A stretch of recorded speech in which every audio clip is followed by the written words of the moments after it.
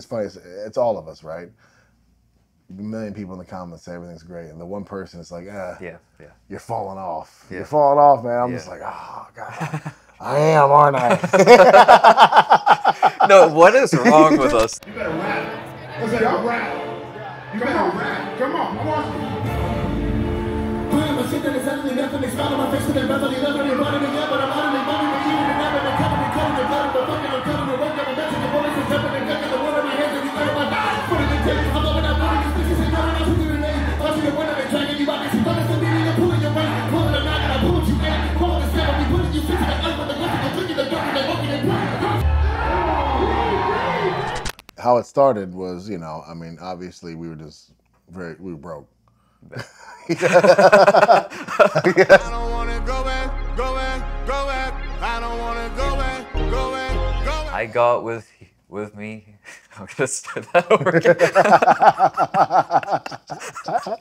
I got here with me DPS, the GOAT of Nerdcore, but also the strongest rapper alive. I'm assuming. That is true.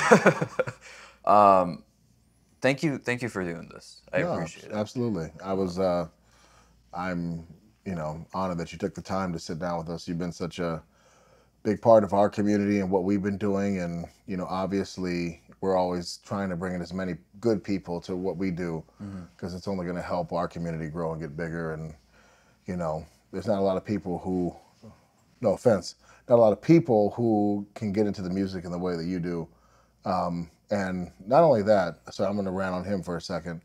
Like even I watch your other reactions too. Yeah. And I've noticed that like you've been digging into the rock stuff, and you know, like you're trying to understand that world and taking the time to understand that world. So that's another thing where a lot of people I run into have what they like, they do what they like, and they pretty much say, you know, oh, well, that's not my thing, but you know, you're actually taking the time to like learn other genres and trying to figure out what is it that like makes those other artists great and what they do. So I appreciate you, because again, that's just the route that everybody should take if they're going to be reacting to music. So and I'm going to turn that right back at you, because when we called, that's one of the things, like, you know, I really respect your opinion, and you know, I really took what you said to heart on that call, and you were talking about, you know, exploring other genres and just getting my ear acclimated to different sounds, because for the first, like, I think year or two of my YouTube, it was all rap, because that's what I listened to, right? 95% of my playlist, all rap. Yeah. So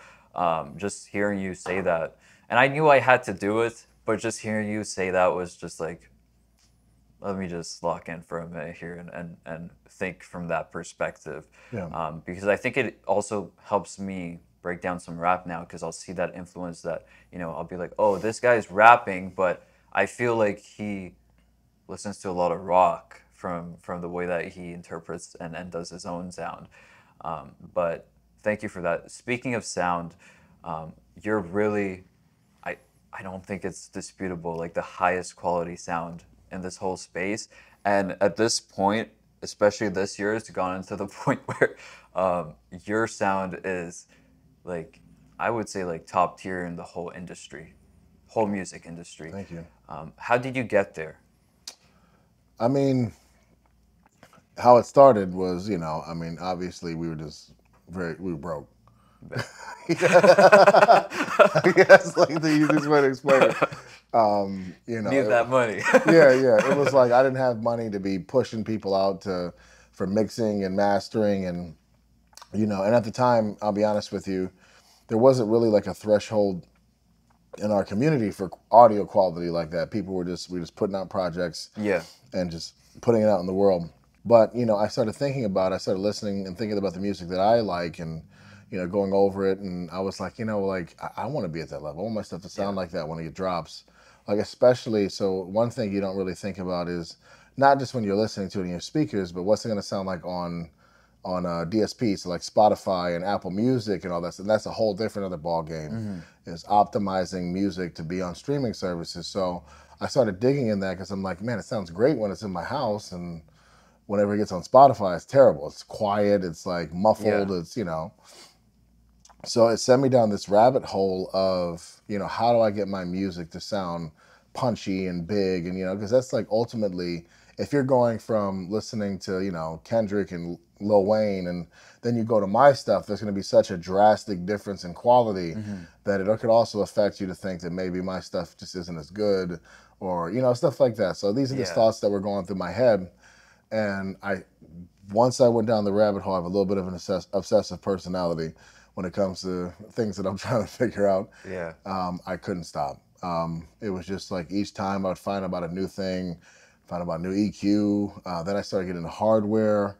And, you know, I was like, oh, these big engineers, they're using this. It has to be a reason why they lean on that stuff. And it just like kept snowballing and snowballing to the point where, you know, it's kind of hard because now I hear, the problem is like you don't know what you don't hear when you're getting started. And then once you start hearing it, you can't stop hearing it. So you're constantly trying to improve on the formula. And now it's just like gotten to the point where I feel like I almost have to do it. Otherwise, like, it's just, you know, it's just like a tick in the back of your brain. You're just like, I got to fix that. I got to fix that. I got to fix that. Yeah. But my love for engineering is just like, it's just like basically having the clay in your hands. You have all the materials and being able to mold it and push it the way that you want to. I feel like it really elevates the music part of it. 100%. As well. So it's like, how can I not only get it to sound good, but how can I convey the emotion that I'm trying to put out? And that was the biggest thing to me in the end, was like, I feel like, you know, you can connect more if you can remove the layer of, oh, this isn't sounding very crisp. This isn't like, you know what I mean? You have to almost have to dig through that layer. It's a barrier, kind of. Exactly. It's like something keeping you from enjoying the song, whereas a good mix will be invisible. You know what I mean? A good mix allows you. A good mix isn't necessarily adding to it. It's erasing the window so that you can see clearly into what I'm trying to do. So that's kind of how beautiful. I look at it. Yeah. You mentioned Kendrick Lamar. You mentioned the quality, industry grade stuff. Do you want to tell us who you have working on one of your songs? Oh yeah, MixedbyAli. So I had to do NPC. That's up there. That's what I'm tripping. I had to do NPC, the concert that we just went to, and you know, I was at the point where I could sacrifice the quality of the song, or I could, you know, put it in somebody else's hands. And me being as particular that I am, you know, I was able to reach out to MixedbyAli, who, you know, fortunately was available to do the turnaround that I had asked him to do. And it was just, I mean, I couldn't believe it. It was like it's a bucket list thing of mine, because I used to go to his seminars. You know, we used to like learn directly from the guy and, you know, watch everything that he did. And I tried, a lot of my tactics that I still use today are patterned off of like what he did, because he learned them from Dre. And Dre taught him these things, so he's like, you know, trying to obviously, you know, help the new crop of engineers understand what they do at a high level. So, you know, once he got on the project, I freaked out. I was just like, man, like it's, first off, it's crazy because there hasn't been one song that I haven't mixed myself in my catalog. So it's like just the first go. It's the first go around, and like I said, the first go around being MixedbyAli. That's huge. You know what I'm saying? Like, it's not like just, you know, some of course, DPS would do that. And then the guy who's mastering it, funny enough, is $1 Million Snare, and he's the one who mastered Not Like Us, Euphoria, all these biggest tracks in the world. But he also mastered The Box, Roddy Ricch, Oh, yeah. Okay. He did that. I didn't know that. Yeah, he mastered SZA. He does all these guys. Oh, that's so sick. So a lot of the Top Dog Entertainment guys. He does a lot of DaBaby. All the DaBaby's biggest hits he did. So, you know, so I got pretty much a dream team. So I'm hoping, I'm really excited to see what's going to come out of it. Yeah. So. Like, I don't even make music, but I'm jealous hearing that. Yeah, I'm very curious. Not only, like I said, as I told him, Ali, because you can leave like notes about what you want, and there's a couple things like you know, delay throws and things that I asked him to do, but for the most part, I was just like, I want to hear your artistic vision on my track. You know what I mean? Like I want to hear what you would do in pretty much every aspect. Yeah. And because obviously everything that he's done up to I mean, I know Kendrick is a huge part of his sound, obviously, but Ali is a big sonic imprint on all those records. That's To Pimp a Butterfly, that's Damn, that's Good Kid, Mad City, Section 80. All those albums are mixed by him. So Yeah, yeah. I'm looking forward to hearing that one. yeah, I'm excited. Yeah. I just wanted to touch back on, and I think it's important to talk about this because the audience might not know the amount of things you work on behind the scenes to make that final 2 minutes, 3 minutes sound that everyone's hearing and replaying, right? Your process, I would say, takes 2 to 3 weeks to really get all of that down. Yeah. But like you said, you've leveled up in terms of your studio, your equipment, the sound, the techniques. Tell us why, like, do you know deep down why you're so meticulous about that stuff? Like, what drives you to be that detail oriented all the time?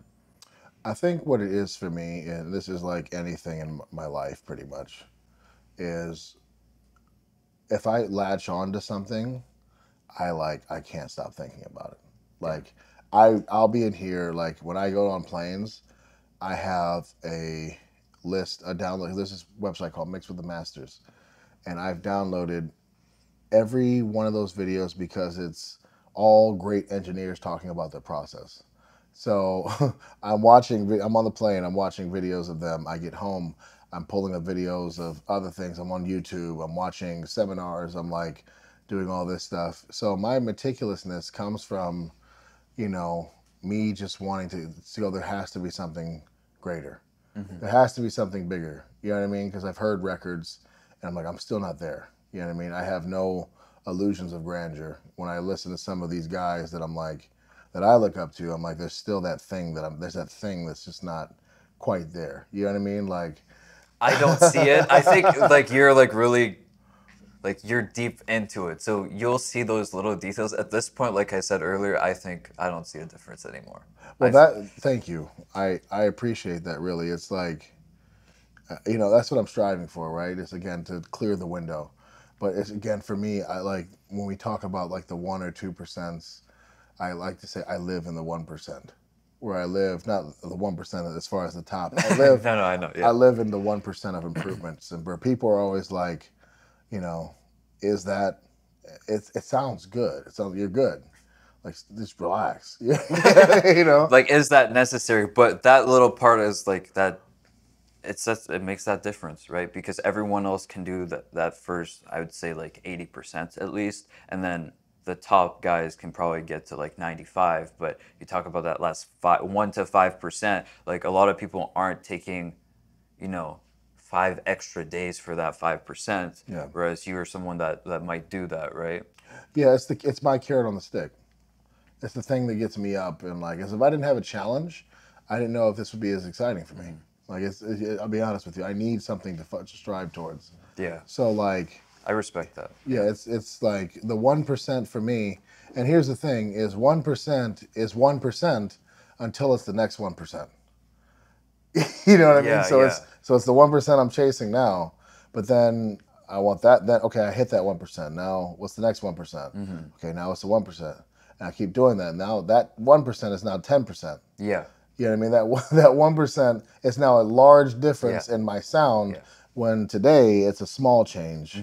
But if I keep compounding little bits and pieces and things and keep adding things to my workflow that give me little edges, eventually that sums to be something big. Yeah. And that's like, I think what happens a lot of times is in my process, I try things and I'll experiment on song to song, and then something will click, and then I'll release a song where it kind of has all those things. Okay. So like songs where people are like, whoa, this is like, a big change. It feels like a big shift.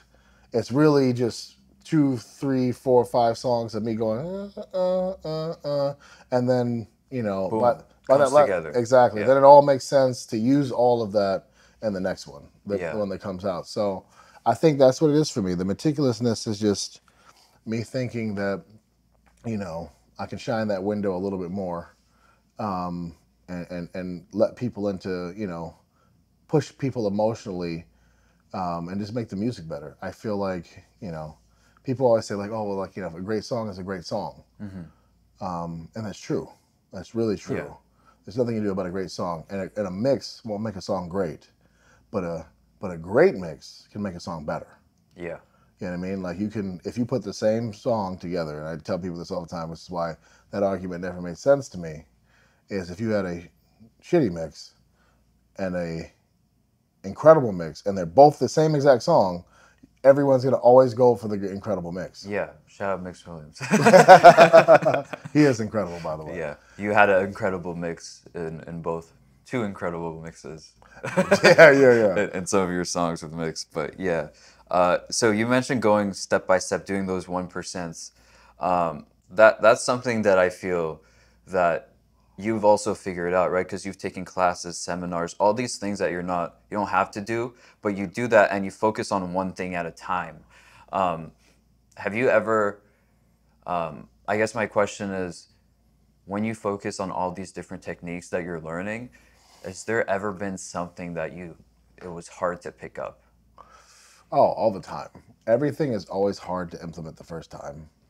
And, you know, that's when I like behind the scenes, when you see me like putting out a song late, or, you know, it's taking me till the day before. Like Homelander took me until this one. Switched it up at the end, yeah. It took me until the day before to get it right.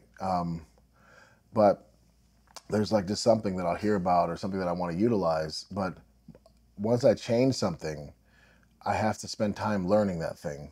You know what I mean? Like, and the only way to learn it is to actually put it into a song that you're using. So every now and again, the experiment will go great, and something will work, and it'll fly, and I'll be like, oh, that worked, that's great, I'll keep doing that. But every now and again, things will fail. Yeah.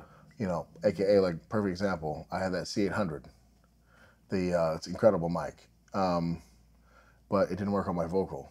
So but I didn't know that it didn't work on my vocal until I recorded the entire project, tried to mix it down, you know, but then something was missing from my performance.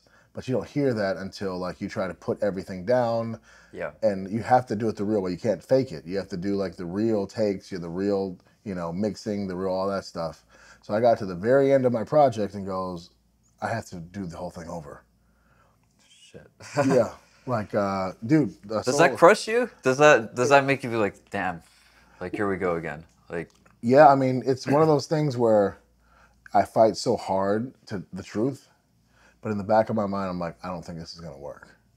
And then by the time I get to the end, it's actually a relief, because I fight myself the entire time through, like, maybe I can get this to work, maybe I can push this, because sometimes it does work. Yeah. But there's a point where I go, you know what? This is done, and it's almost like relief, because I'm like, I just gotta start over. I just gotta do it all over. Yeah. And we'll figure it out, and we'll do it the other way. But unless you go through that process, you don't know. Yeah. You know, so I have again, for me, what I do just to resist temptation, funny enough, I just delete everything. And I save it. I delete it, save it, and then I'll close the app so that I cannot go back. You know what I mean? Like, it's like you have no choice but to continue into like. So you force yourself, yeah. Yeah. Like, force this yourself. is what it is now. Because you made your decision and you're like, this is not going to work. If it's there's a temptation of maybe going back and using it. So Yeah. I'm out. Yeah, I'm done. I got to do it all over. And it's just like, you know what? It's like, all right, it is what it is. You know, move forward. I think that I've talked to a lot of people from the nerdcore space. A lot of them shouted you out. You know, they said that level of attention to detail, you didn't just keep it to yourself, but you shared that with a lot of people. Game Boy Jones is one that comes up, or Arcadia, Jonald, Nina Hope told me that. I didn't know it was like that. Key the Weave, like everyone, like a lot of people that I've interviewed have said that, like, you're like that guy that is pushing everyone in the scene to level up. Because let's be honest, I think in 2023, there's a big gap that was starting to form between you and everyone else. And I think all the artists started respecting that. And they're humbled by it, right? That you could reach that high of a sound, that high of quality, overall success, all of it, by just working as hard as you do. Who are some of those people that you help out behind the scenes, and you know, how is it hard for you to tell them like, hey, I think you should change this? Like, how do you manage that? You know, initially I was a little bit, you know, because you never want to hear something's wrong about your project. I'm the same way, and see, here's the thing is I want to make this clear too. There's a lot of people who I go to, who I say, Yes. hey, what's your ear? Like, I'll ask Game Boy, is this chorus hitting? Do you think like because I'm too close to the project. Yeah. So I'll just, you know, I'll ask John Old and Ori and Fable. Fable is probably my number one go-to when I ask people about things, right? That's like my guy when it comes to that stuff. But because we like go back and forth a lot, we share our projects. We're like, hey, do you hear anything? You know, Alex is in those calls, so AKA Divide. Okay. You know, so these are the guys that are in my phone calls that I'm like, hey, like, what do you think about this? Is this hidden? And now I won't always agree with what everybody says. I'm a little hard-headed, you know. But here's the thing: is they know that about me. Yeah. So I'll be like, yeah, I think it's fine. It's all right. I don't know. But they planted that seed in your brain. Exactly. Yeah. It's always like Inception for me. It'll be like, and then I sit with it, and just like anybody else, I'm like, I'm just as much to blame about not liking people telling me that they don't like it. Yeah. But 2 days later, I'm like, you're right. I have to change. You slept on it a few times. Yeah, Okay, yeah, fine. yeah. I was fine. like, there's just something nagging in me, and I'm like, he's right. Yeah. You know what I mean? If it bothers me, and I find the more it bothers me, The closer it is to the truth. yes. You know what I mean? So, you know, those are the guys, and as far as helping people, I mean, like, I think those are the guys you're talking about, right? I try to invest my time into people that really care. You know, that's really my only like requirement. That's it. Yeah. Like, I don't care what size you are. I don't care how many subs you have. You could have one sub. Like, it doesn't matter to me. All it is I know how passionate that I am about this, and I know that I didn't have anybody to talk to about it when I was doing this. So I'm like, you know, I wish I had somebody that I could have gone to be like, what does this sound? What do I do? Yeah. How do I get my vocal to sound like this? How do I, you know, what's a reverb? What's compression? You know what I mean? Like, so at the very least, I try to like put people on a path where at least they know where the resources are. Yeah. Whereas, you know, like me and like Fable had to find this out ourselves. We were lost. We tried to figure out like, you know, all this, like we didn't know where to go. We didn't know how to do this stuff, right? So Fable's a little bit further along than me, him and Alex, because obviously they were in a band. But when I started my YouTube channel, that was my first musical experience. Yeah. So like you know, it was a very rude awakening. But I think the beauty of Nerdcore is that we make music at such a high pace that we were doing, you know, like where some artists would do, you know, 25 songs in the course of 5 years, we would do 24 songs in 1 year. So we were getting the reps. Yeah. We were getting over and over and over and over and over. So we got to kind of chip away at it a lot faster. So when people are like, oh, how are you guys improving so fast? It's simply because we're making 10 years of worth of music in two years. You know what I mean? So it's, but going back to your question about helping people, I mean, like, you know, like me and Fable is mutual. Alex will even send me stuff sometimes. Obviously, he's in rock. He leans more on Fable because that's more his ear. Yeah. You know, Ori, John Old, Key. I truly believe in Key. Me too. I've been gunning for her. She's incredible. You know, McGuire will send stuff. Like Mix will send stuff. You know, we have long talks about that stuff. And to go back to the heart of your question, how do I feel about saying things? Is ultimately all I care about is how well this. I feel like I'm doing you a disservice if I don't share something that would make your song better. Because the only thing that mattered, or a thought that I think would make your song better, who's to say it actually will? Yeah. But something to consider when I say it, because, you know, like if it makes your song better, the only thing that matters is the success of it. You know what I mean? Yeah. And how people receive it. So if I can help people receive something a lot better than what it would have, I don't have a problem saying it anymore, because I truly believe, if I say something, I truly believe there's a problem, and I truly believe that it could be better.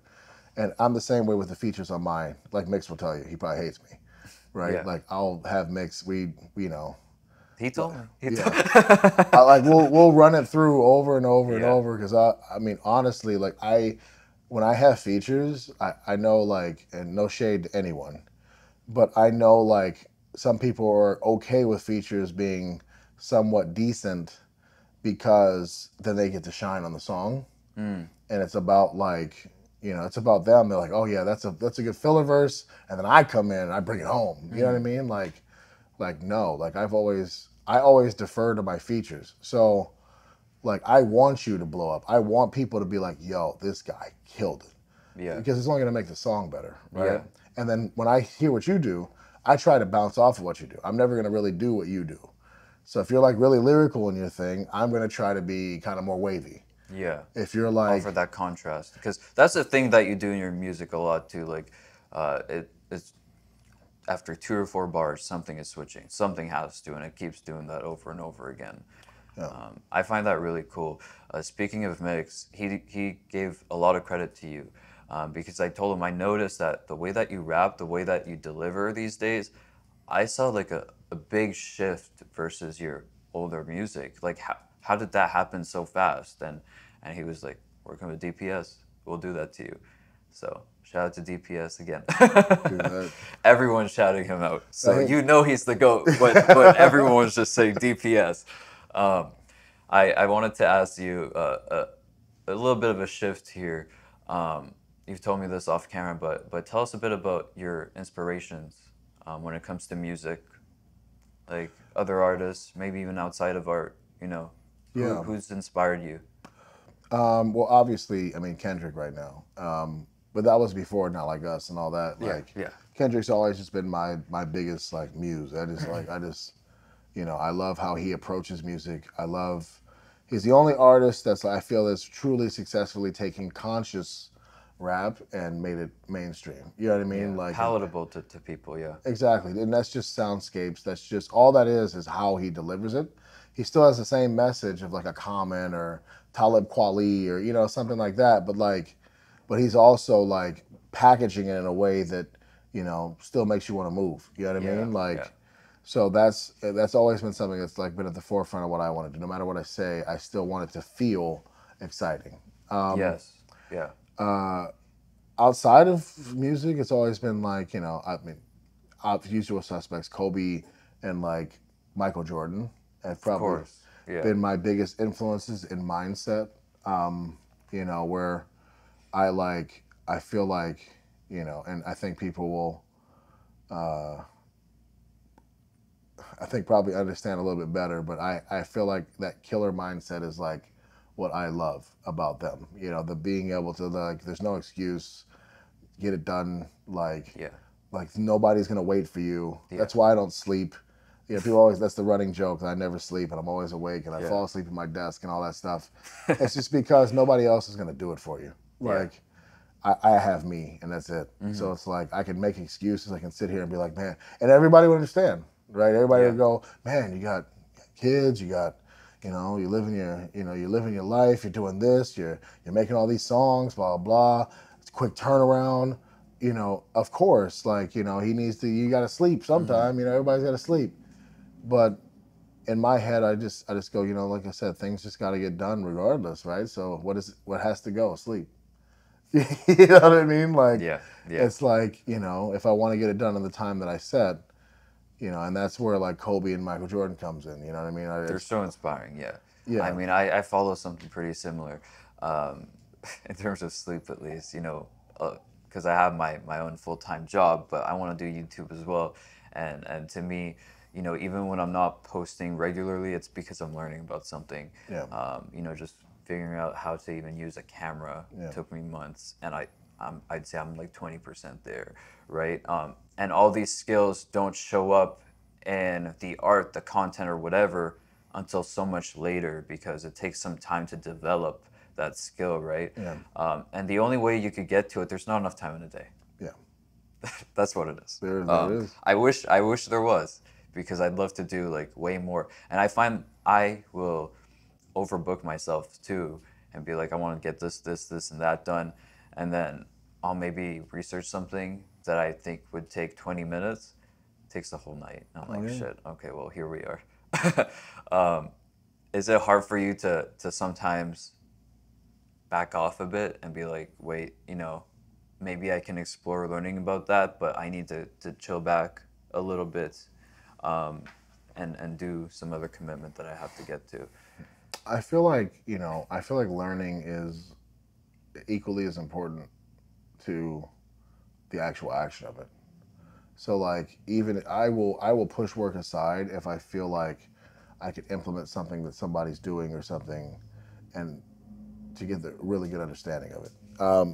Because I think that's the problem, is a lot of times, you know, you get good at something and you're like, well, that's, you know, I mean, it's two double-edged sword, because I could probably be more efficient, right? Like I could probably get things done quicker.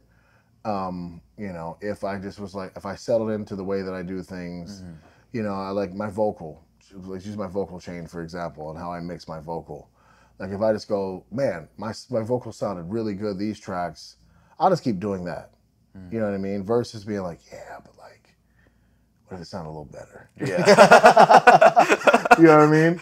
Like, But that's like also like, you know, you have deadlines and stuff, and that voice sometimes, at least I have to ignore it. I'm just like, yo, I just need to put this out at this point. You know, like especially, I mean, with reaction, some of them are on a time constraint, right? And I'm like, I would love to edit this one this way because I know this is a good video.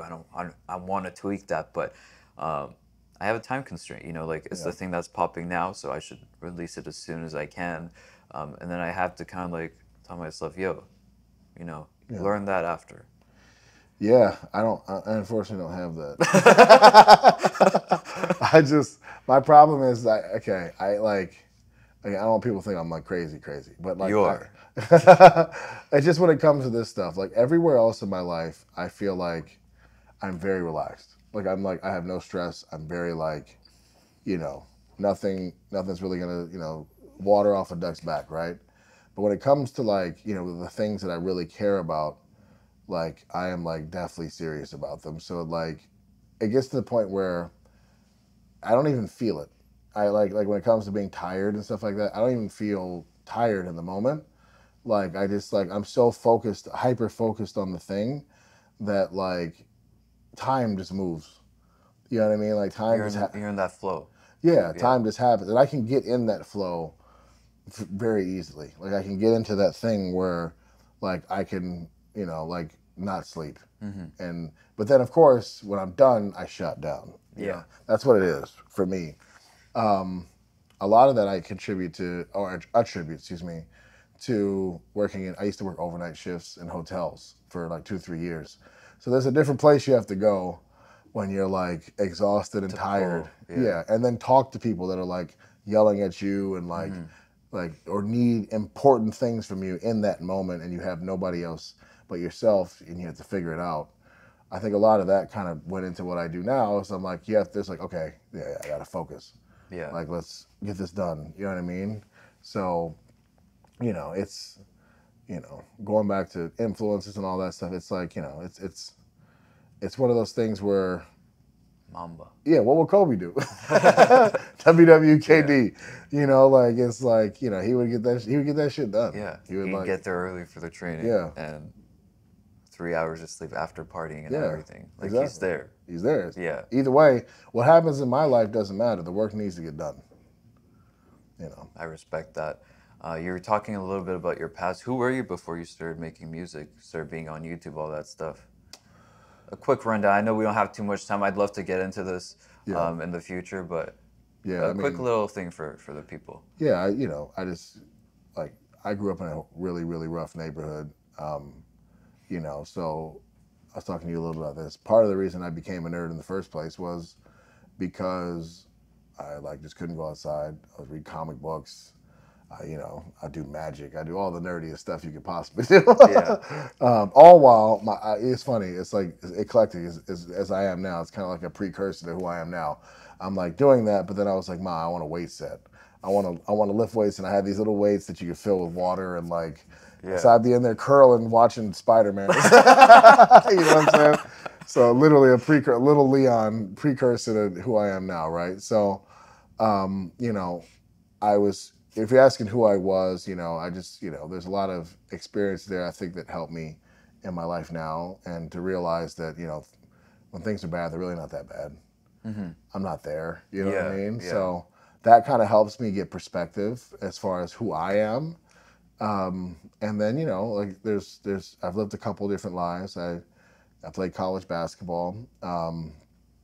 I was into the bodybuilding thing for a long time, Yeah, which is I need to see if I can throw up that pic because that was crazy. I didn't know. At first, I thought someone just photoshopped your face. The first time I saw, it, I'm like, yeah, someone just photoshopped his face on that. There's no way. no, it was well, and it's funny that whole, you know, art is discipline based. So So it helped you, and yeah, like all the things that I've done have kind of led to me being this person that I am now, because you can't do that. You cannot be a bodybuilder or get into that lifestyle without being like laser disciplined. That's the reason why it's so hard. Yeah. Is like, you know, for 16 weeks, 20 weeks, eating chicken, rice, chicken, rice, chicken, rice, chicken, rice, doing 45 minutes of cardio, 45 minutes every day, like no matter what. Crazy. And this is like, when I say, you know, 16, that's 4 or 5 months of never making a mistake to be one of the best and to have like one of the best bodies that you possibly can. It just, like I said, it takes a different thing to like get to that and be able to do it. You know, and I think again that helped me learn how to focus and on what I'm trying to do and be able to look. That's the problem I think that a lot of people have, is they are trying to feed what they got right now, and they're trying to like yeah, I have to look 20 weeks down the road and be like, you know, yeah, I'm like, you know, I got a little fat on me and all that stuff, but like in 20 weeks, if I keep this up, I'm gonna be good. And that's just like the same mentality that you just said you have with music, right? That 1%, and it compounds. So yeah, you're definitely right. I can see how that same mindset is so applicable to everything that you do. Yeah. Just a couple more questions at the end here. I was just going through your YouTube one day, and I saw that you didn't really start with music and stuff. Like you had some other content there, some gaming and all that stuff. How did you decide music would be the thing? Because you said you got into music pretty late as well, right? Yeah. How did that switch happen? Well, it's funny. Yeah, I really love like Titanfall when it dropped. Yeah. That was my game, man. Yeah. You know, I actually got featured on their page for like my KD and all that stuff, and like, Oh shit. yeah. So I was really good. I'm not gonna lie, I was good. I was good at Titanfall. Yeah, I saw a few of those videos. I can confirm. And then Destiny came out, and you know, I actually got on their page they put me on their page for same thing, for like just gameplay and like all that stuff. But what happened was I was in a chat. They used to have this one chat. I kind of miss it. It was good times, good memories, where we would play pretty much every night. And we were just freestyling in the chat. Okay. And we were like, yeah, you know, just, you know, stupid stuff, you know. And then like really get into it for a little bit, and the guy was like, man, like we should put this on YouTube. And I was like, you know, it's whatever, you know, like rapping about like video games. Like I wasn't fully aware of Nerdcore at the time. I heard Dan Bull, but I didn't know it was like a thing. Me neither. Yeah. I think most people's introduction to Nerdcore is Dan Bull. I got that a lot too. Yeah, that's my godfather.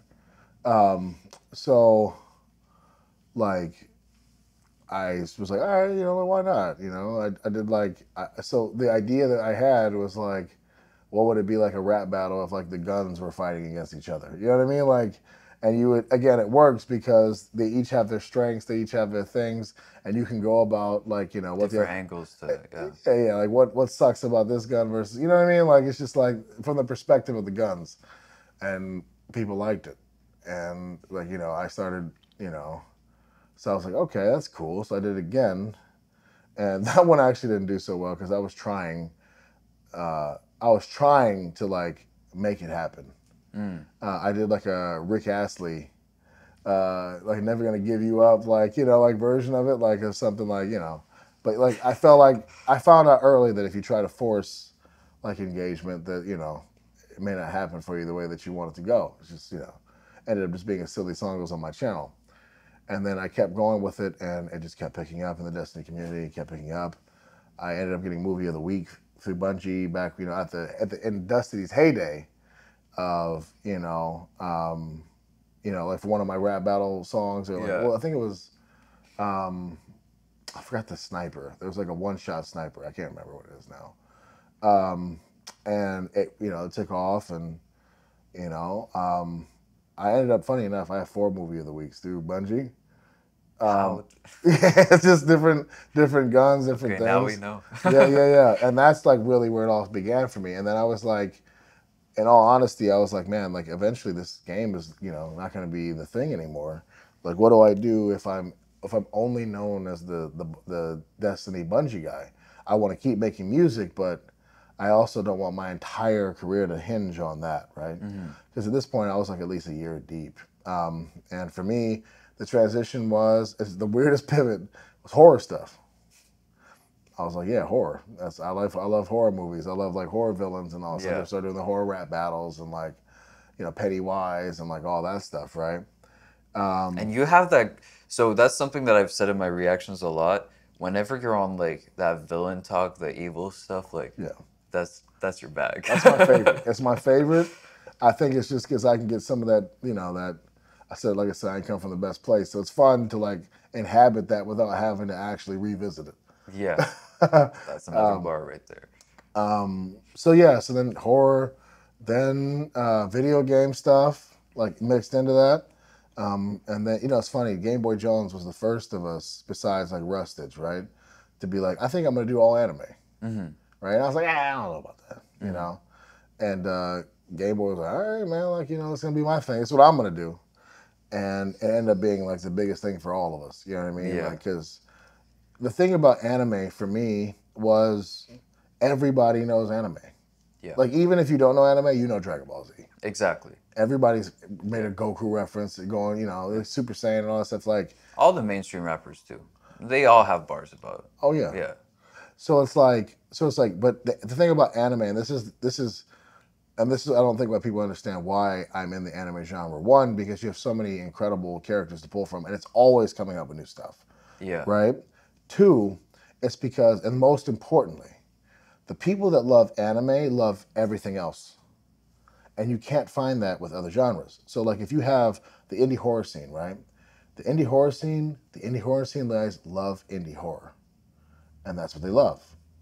And you don't really see them venture outside of indie horror. They stick to indie horror, and they like, they like the Five Nights at Freddy's. They like, what's the most poppies played, like that kind of stuff. Like, they like that stuff, and that's where they stay, right? But with anime, they like Marvel. They do like the indie horror stuff. They like TV shows. They like, what I'm saying? So you're not boxed in. Exactly. Yeah. Like, I can do The Boys, and The Boys rap goes off because my guys who like anime love The Boys. You know what I mean? Like, or I could do a video game because the anime guys love video games. You know what I mean? Like, so it's just like the biggest melting pot of people that like also like everything else. Whereas if I were to go to the video game people, if I were to do Call of Duty Modern Warfare rap, right? Yeah. Like, It'd just be that. They just play Call of Duty Modern Warfare all the time. That's all they do, right? So I've been there. and when they watch videos, they're watching highlights of Call of Duty Modern Warfare. They're not looking at what I do. You know what I mean? So like I just, and then my other big thing is when I bring in other audiences from other places, again, I know that's all they want. So what I end up having is dead subs because I'll never do the same thing. I'll never like be in one place. So I need to only bring in people, or the majority of my people need to be people that are down with me doing anything. And I will grow slowly. But it'll be a consistent audience though. Exactly. And that matters more than just having that number there and them not visiting. I actually struggle with that a lot too because I'm doing so many different genres of reactions, and a lot of the more niche artists, those people will only watch my reactions of that artist. Yeah. They're sub to me, and I know they're gonna show up even if I do a reaction 2 months later, but they're not gonna show up for the rest. Yeah. And I struggle with doing those reactions because I know they're gonna do well. Yeah. but I also want people to be here for my interpretation too, and not just the artist, because I think that if I'm just there just to enjoy something with someone, I don't bring any value, and I try and like bring some value too with my videos. I don't want to just like plagiarize and just like, hey, just come hang out with me. I'm just gonna do this the whole time, right?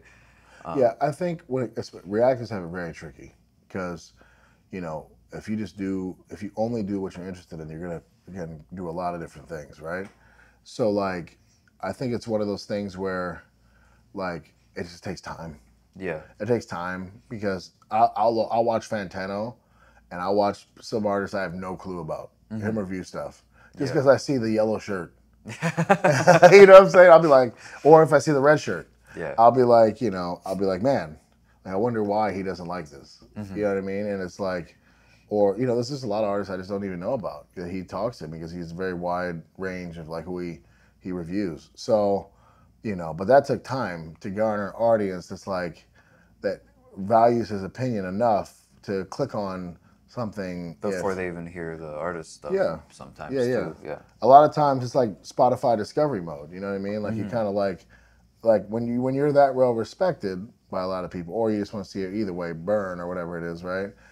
When you're that well respected, it becomes a kind of a recommendation list where you're like, man, I wonder what he thinks about this. If he likes it, well, I have to give it a shot.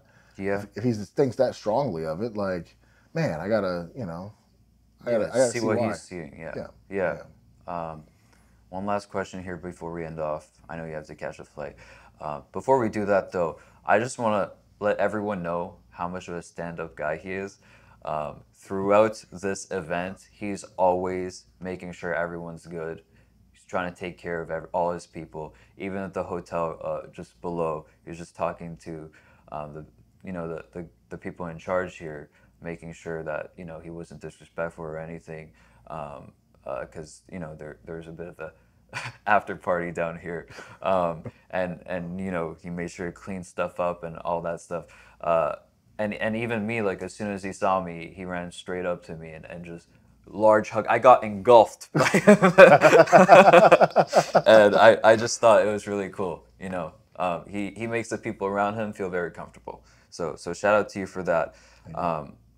I also wanted to cover the fact that to me, The Boys is like one of my favorite shows, and Homelander himself heard your song and he liked it.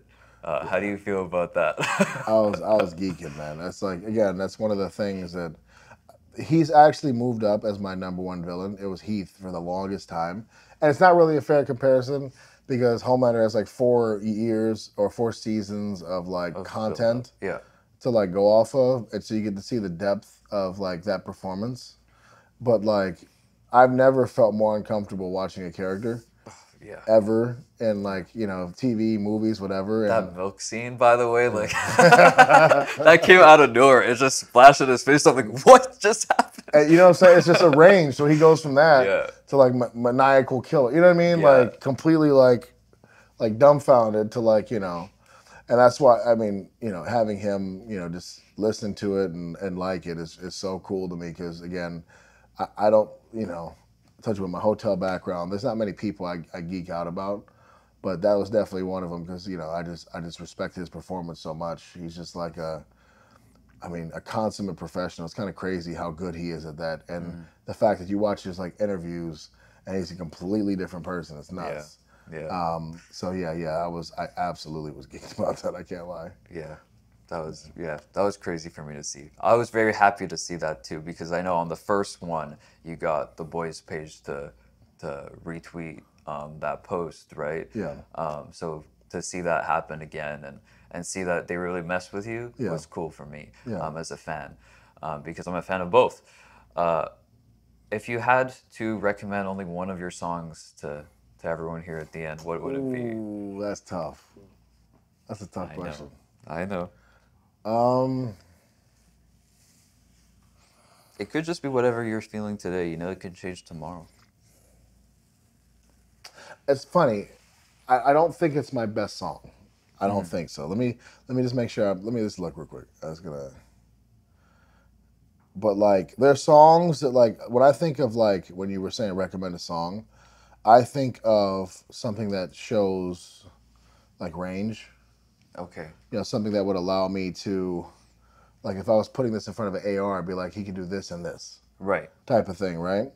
So if I was doing that, I could pull up your stuff right now. Is it just one?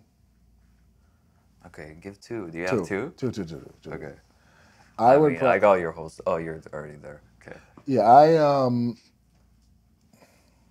It's funny. I want to lean towards Kaneki, because that song it shows like the intricate rapping stuff and like the interesting stuff, but also has like the chorus and Yeah. you know what I mean, like because One of my favorite choruses. Yeah, that's like, and that one was like, at least to me, it was difficult for me to do. You know what I mean? It's something I had to really think about, and you know, even just the melody. The melody was funny for this one. It came very quickly, like like that thing. But like then I was like, oh, but I have to actually perform this. Originally, I had written it in the thought that I was going to give it to somebody else to do. But you know, like ended up. It's funny. Ori was the one that kind of put it in my head because I was like, oh, you know, like maybe I could, who do you think I could put this? He was like, you could do this. And I was like, no, I can't. Like, you know what I mean? Like, I'm like, he's like, yeah, you totally could do that. So I was like, I sat on it. I was like, oh, I'll try it. Yeah. And then if it doesn't work out, I'll still give it out to somebody. That's cool. You know, shout out Ori. Yes. But like something Your like son. that, huh? Your son.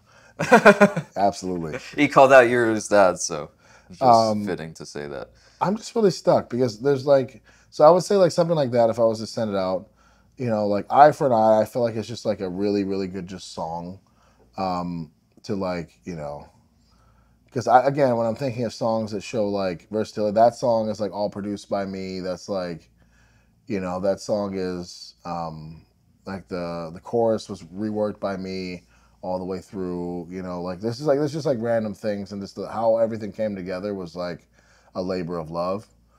You know, of course I can just go with like the rapping stuff. Yeah, yeah. You know, so you see how it gets for me, like I'm like, I kind of like, it's hard for me because I'm like, this song is this for me and this song is that for me, but that song is this for me.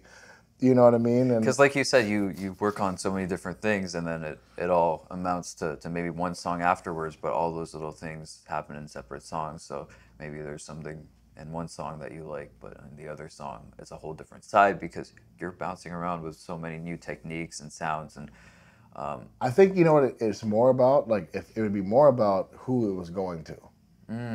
So if I was picking a hip-hop head... That's why he's good, by the way, because he thinks about his audience and what they would want to hear. Exactly. It's like, if I had like an A&R that like is like for hip-hop head, right? And that's all they do, I would pick this song. And then if I had somebody that was like more of an open-minded, like I would probably, again, this is how my mind works, I would look at I would ask them who they like as artists. And go from there. Exactly. And then I would figure out, okay, you like the lyrical, like punchy, like, you know, aggressive delivery, or you like your artists to have more versatility and like be able to show different sides of. I'd look who's on their label. I'd look at like, you know what I mean? Like, that's just like kind of how I think about it. So it's hard for me because I would typically always tailor it to whoever is listening to me. Even if like some person asked me and I knew they didn't like rap, I would pick a different song for you. Yeah.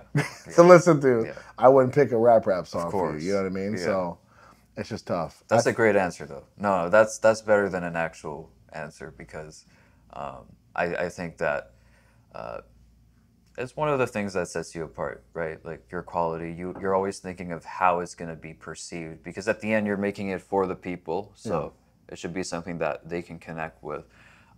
And since you do so many genres and you pull from so many different animes and themes, it just makes sense that you wouldn't have a go-to for everyone.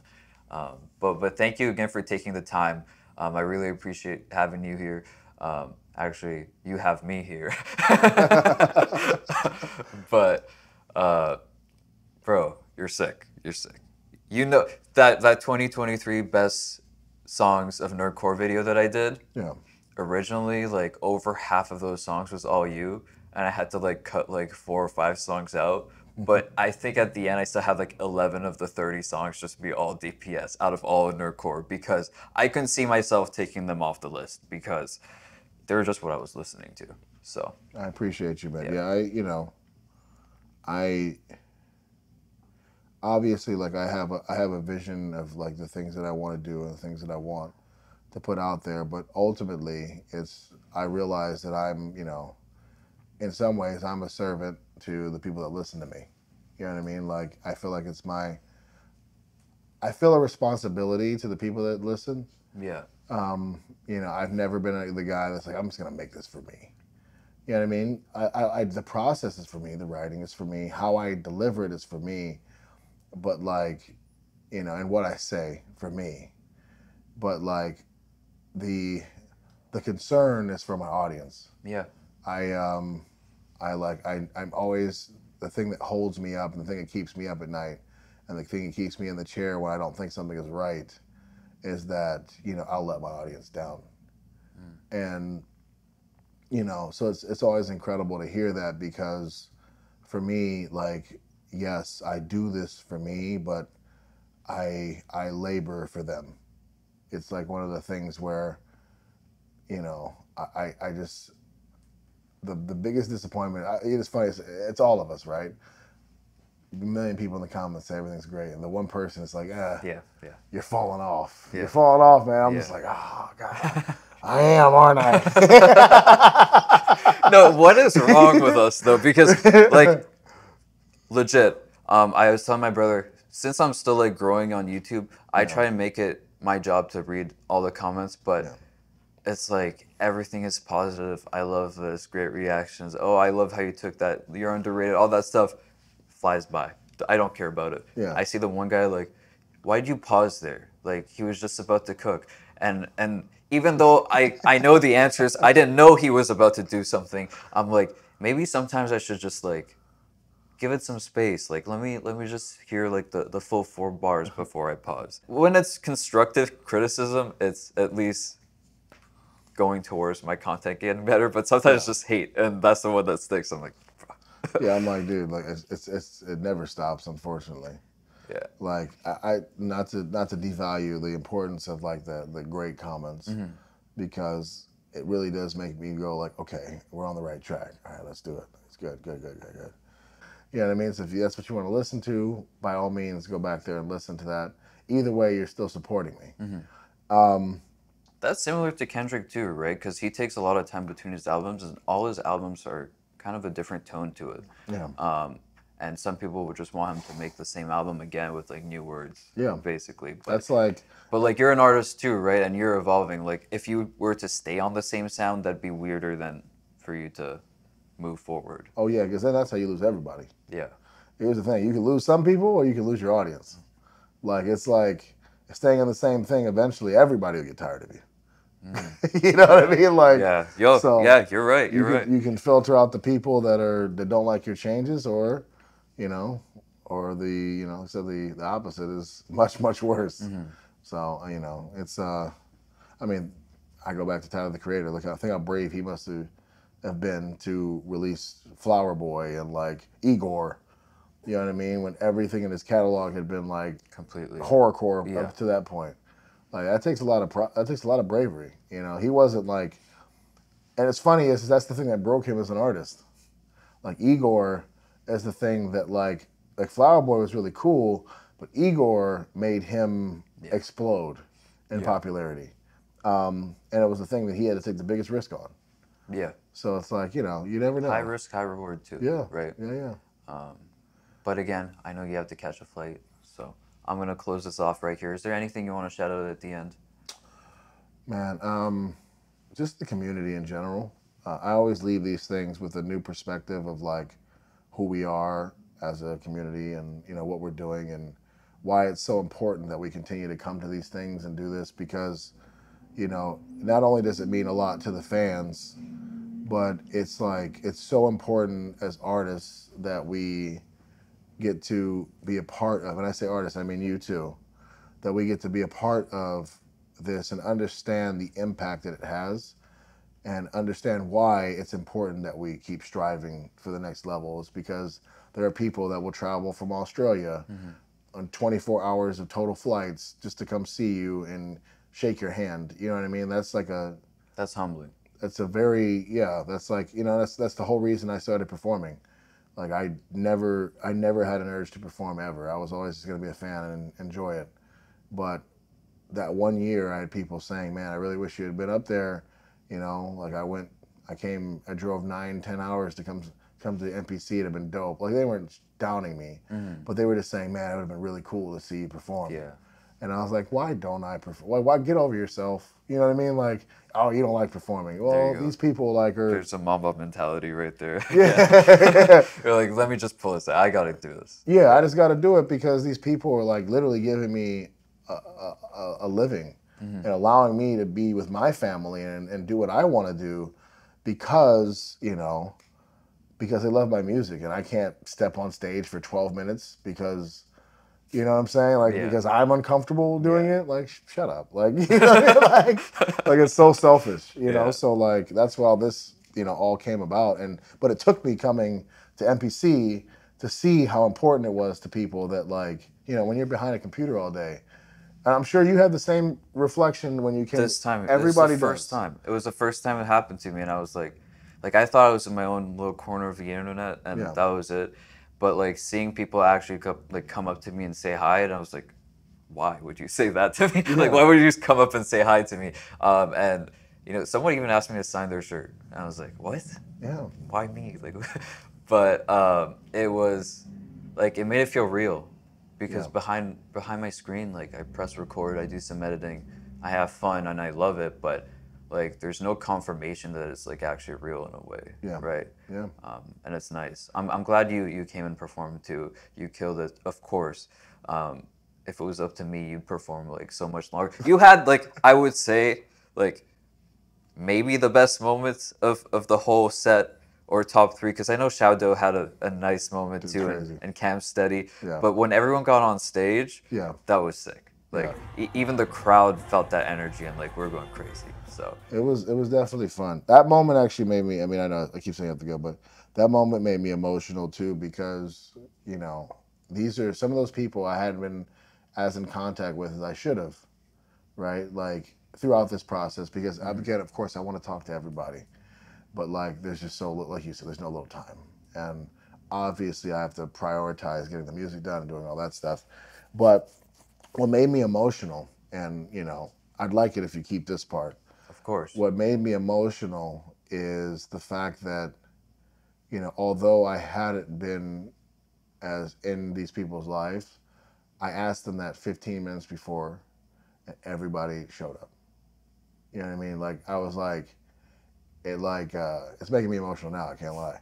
Shout out to everyone. That was a moment. And well, everybody like. It wasn't a question. Like everybody was like, yeah, we got it. And they were like lining each other up. They were picking up as many people as they can.